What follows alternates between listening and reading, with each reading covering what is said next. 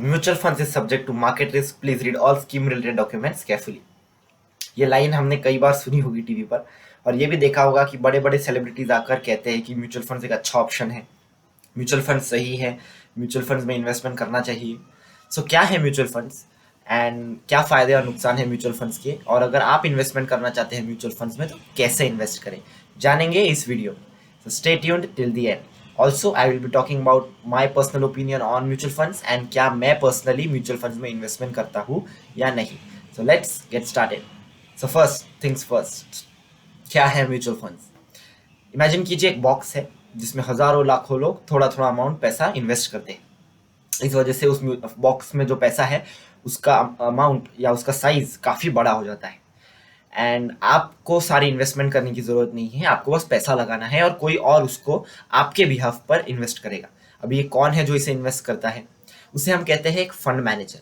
Fund manager generally एक experienced आदमी होता है जिससे फाइनेंस और इन्वेस्टिंग के बारे में अच्छी खासी नॉलेज होती है, और वो आपसे एक सर्टन अमाउंट चार्ज करता है for doing it for your behalf. It is called expense ratio, and it is as low as 0.1% to as high as 1 or 2%, and which is okay.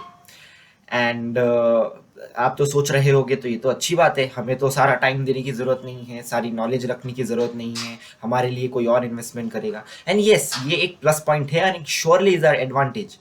And एक और एडवांटेज ये है mutual funds का कि आपको अगर चाहिए तो आप एसआईपी कर सकते हैं, यानी कि आप मंथली या वीकली जैसा आपको चाहिए वैसा आप छोटा छोटा अमाउंट म्यूचुअल फंड्स में इन्वेस्ट करेंगे, या लमसम भी कर सकते हैं या दोनों कर सकते हैं, यानी एक बार लमसम डाल दिया और बाद में एसआईपी कर ली, यानी छोटा छोटा अमाउंट फ्यूचर में फिर धीरे धीरे और बढ़ाते गए। So that's also great option. अभी क्या नुकसान है म्यूचुअल फंड्स के, आई बिलीव इसे मैं डिसएडवांटेज नहीं कहूंगा पर एक डाउन साइड कहूंगा। It is called as an exit load. Exit load is generally a charge you are paying while removing your money from the mutual fund. So make sure कि आप देखिए कि आपका एग्जिट लोड का percentage क्या है। इसका मतलब उतना परसेंटेज आपको पे करना पड़ेगा म्यूचुअल फंड वालों को before removing your money from the mutual fund whenever you want to. अभी अगर आप इन्वेस्टमेंट करने के लिए जस्ट शुरू कर रहे हैं, आप बिगिनर है, आपके पास ज़्यादा नॉलेज नहीं है, so instead of delaying the idea of investing, I think you can start it by investing in at least mutual funds. It is a great option for long term investing. 10 साल 5 साल तक at least रखना चाहिए mutual fund में, ताकि एक अच्छा return आपको आगे चल के मिले। जनरली म्यूचुअल फंड्स एक पर्टिकुलर परसेंटेज प्रॉमिस करते हैं, मे बी 12%, 13%, 15% रिटर्न एनुअली यानी ईयरली।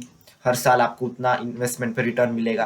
जनरली कभी कभी वो नहीं दे पाते because as I said mutual funds is subject to market risk, क्योंकि कुछ म्यूचुअल फंड स्टॉक मार्केट में भी इन्वेस्ट करते हैं, कुछ गोल्ड में इन्वेस्ट करते हैं, कुछ कॉर्पोरेट बॉन्ड्स में इन्वेस्ट करते हैं, depending on how the mutual fund is. So अगर आप स्टॉक मार्केट में इन्वेस्ट कर रहे हैं तो ऑब्वियसली मार्केट अगर अच्छा परफॉर्म नहीं करती है तो आपका रिटर्न कम आ सकता है। अच्छा परफॉर्म करेगी तो एक्सपेक्टेड रिटर्न से भी अच्छा रिटर्न आए, या फिर जितना आपको प्रॉमिस किया गया है एटलीस्ट उतना मिल जाए, ऐसा इन तीनों में से कुछ भी हो सकता है। सो हमेशा अपने एक्सपेक्टेशन विद म्यूचुअल फंड्स बहुत हाई नहीं रखने चाहिए, क्योंकि कुछ भी हो सकता है। And that's it, advantages and disadvantages के बारे में इतना ही।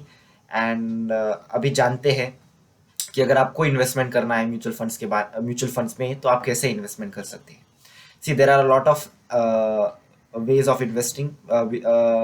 दो मेजर वेज है I will say investment in mutual funds. It is the parents way and it is the new generation way. Parents way क्या है कि एक कंपनी पकड़ो, एक एजेंट पकड़ो, एक ब्रोकर पकड़ो और उसके थ्रू म्यूचुअल फंड्स में इन्वेस्ट करो। तो जनरली आपको वो एजेंट को फिर ब्रोकरेज देनी पड़ेगी, फीस देनी पड़ेगी, चार्जेस देने पड़ेंगे, and which I don't think should be done. So what is the new generation way? New generation way है, there are a lot of mutual fund apps or websites through which you can directly invest in mutual funds, like InMoney, there is Money Control, then there is Grow app, and there are a lot of other apps through which you can do it. I don't suggest कि आप any of the following में invest करें जो मैंने अभी बोला। आप कहीं भी इन्वेस्ट कर सकते हैं अगर आपको लगता है कि वो एक अच्छी इन्वेस्टमेंट है, and only after thorough research and homework should you invest in mutual funds.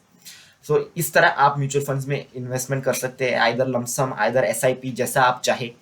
And for long term please, short term के लिए या मीडियम टर्म के लिए it is not advisable. Mutual funds long term goals को achieve करने के लिए होना चाहिए, जैसे कि अगर आपको फ्यूचर में कोई वर्ल्ड टूर करना है या कोई फॉरेन ट्रिप करनी है एटलीस्ट 10 साल बाद, so I think mutual funds is a good option.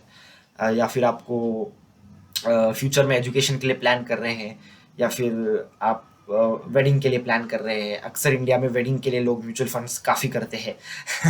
I don't think उसमें इतना पैसा लगाना चाहिए, बट करते हैं क्योंकि लॉन्ग टर्म में अच्छा रिटर्न आ ही जाता है generally. And my personal opinion about mutual fund, I think it is great for beginners. As I said, अगर आप फर्स्ट टाइम इन्वेस्टमेंट शुरू कर रहे हैं तो स्टार्ट करने के लिए इट इज़ ग्रेट। और क्या मैं पर्सनली इन्वेस्ट करता हूँ म्यूचुअल फंड में?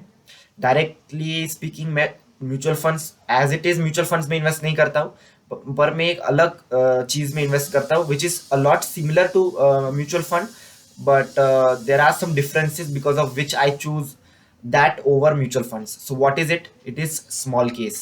And what is small case?